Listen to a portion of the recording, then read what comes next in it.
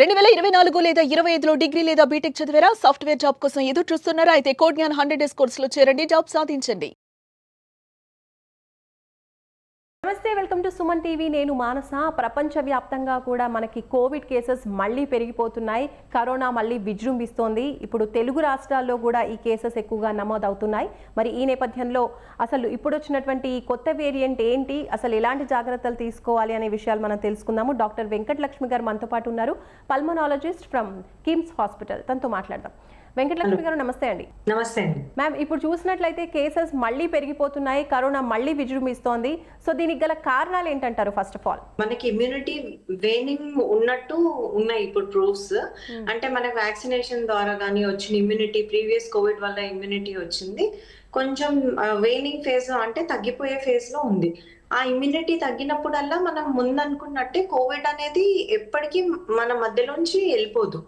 ఇది ఫ్లూ లాగా, ఒక ఇన్ఫ్లుయెన్జా లాగా మన సొసైటీలోనే ఆన్ అండ్ ఆఫ్ ఉంటుంది. అలా అంటే మధ్యలో కొన్ని కేసెస్ వచ్చి తగ్గడం అలా చూస్తూ ఉన్నాం.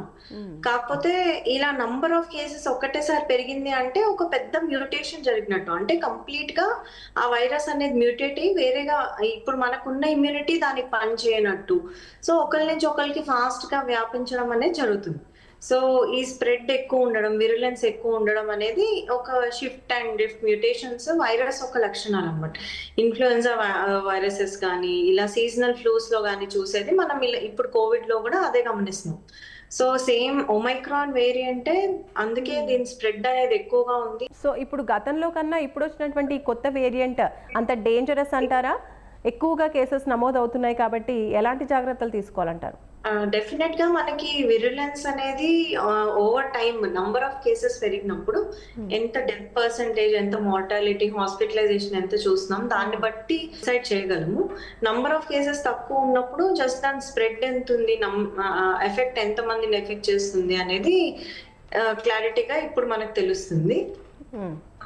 అంత డేంజరస్ గా ఉండే స్ట్రెయిన్స్ అయితే ఒమైక్రాన్ నుంచి అన్ఎక్స్పెక్టెడ్ సేమ్ వేరియంటే కాబట్టి.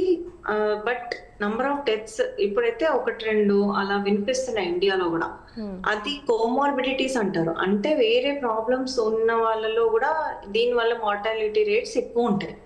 అంటే ఆల్రెడీ సివియర్ లంగ్ డిసీజ్ కానీ, ఆస్తమా కానీ, సికేడి అనుకోండి, అలాంటి ఇష్యూస్ ఉన్న వాళ్ళకి చిన్న న్యూమోనియా ఉన్న బాడీ టాలరేట్ చేయదు.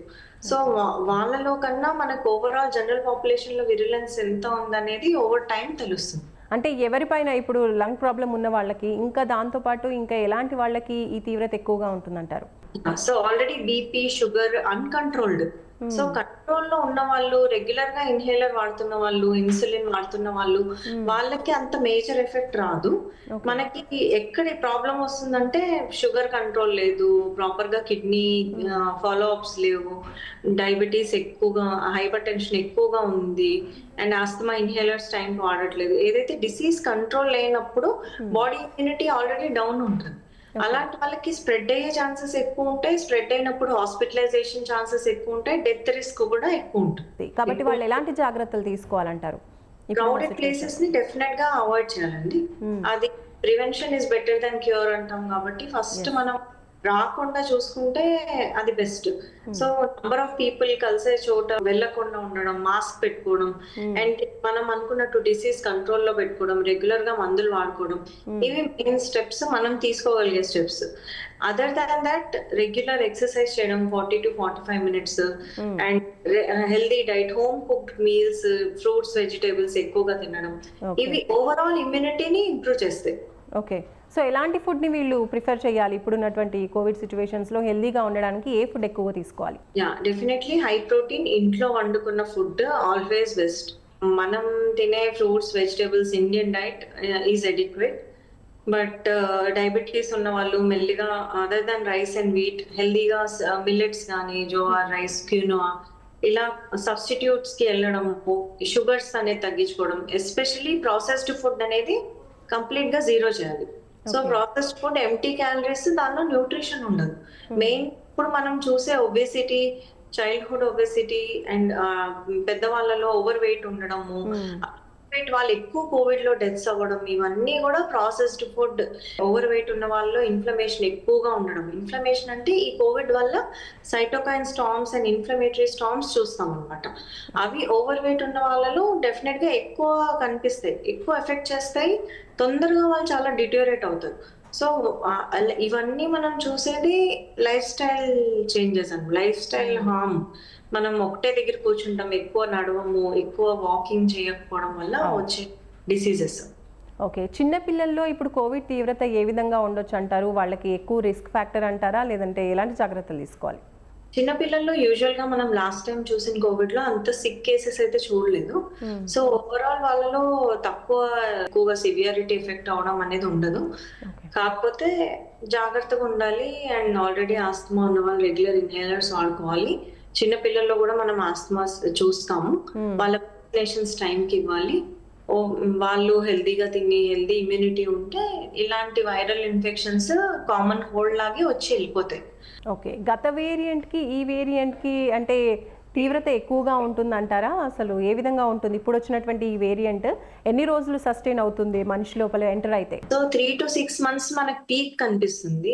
యూజువల్ గా వైరల్ ఇన్ఫెక్షన్స్ పెరిగి నంబర్స్ పెరిగి కమ్యూనిటీలో పూర్తిగా స్ప్రెడ్ అయ్యి మనకి సిగ్నిఫికెంట్ పాండమిక్ రావడానికి యూజువల్ గా ఆ లోపు మనం కట్ డౌన్ చేసుకోలేకపోతే 3 to 6 months లో ఫుల్ గ్రోన్ ప్రపోర్షన్స్ లో కేసెస్ చూస్తాం మనం. ఆ లోపు మనం కానీ దాన్ని అనదర్ వ్యాక్సిన్ కానీ, ఇప్పుడు ఎందుకంటే ప్రీవియస్ గా మనం ఇచ్చిన వ్యాక్సిన్ దీనికి పనిచేసే ఛాన్స్ లేదు, ఎందుకంటే అది వేరే స్ట్రెయిన్, దానికి అప్పుడు మనం వేరే టార్గెట్స్ తో చేసిన వ్యాక్సినేషన్స్ అవి ఈ మ్యూటేటెడ్ వైరస్ కి పెద్ద హెల్ప్ అవ్వవు, ఎఫికసీ లేదు అండ్ ఇవ్వట్లేదు కూడా మనం. సో ఆ లోపు మనం ఏమైనా వ్యాక్సిన్ కనిపెట్టగలిగిన, ఈ డిసీజ్ ని స్ప్రెడ్ కట్ డౌన్ చేయగలిగిన, it will be helpful. Right, thank you ma'am. So చూస్తున్నారు కదండి, వెంకటలక్ష్మి గారు పల్మనాలజిస్ట్ మనకు తెలియజేస్తున్నారు. ఇప్పుడున్నటువంటి ఈ ప్రెజెంట్ వేరియంట్ స్ప్రెడ్ అవుతుంది ఫాస్ట్గా. అయితే గతంలో తీసుకున్నటువంటి వ్యాక్సిన్స్ అనేది గతంలో పనిచేశాయి, ఇప్పుడు మళ్ళీ కొత్త వ్యాక్సిన్ అనేది ఈ కోవిడ్కి తీసుకురావాల్సి ఉంటుంది. ఆ లోపు మాత్రం చాలా జాగ్రత్తగా ఉండాలి. ఏదేమైనప్పటికీ కూడా ఎక్కువగా క్రౌడీ పీపుల్ అంటే క్రౌడ్ ఉన్నటువంటి చోటుకి వెళ్లకుండా జాగ్రత్తలు తీసుకుంటూ సేఫ్గా ఉండాలని మనకు డాక్టర్ గారు తెలియజేస్తున్నారు. చూస్తూనే ఉండండి సుమన్ టీవీ. నమస్తే.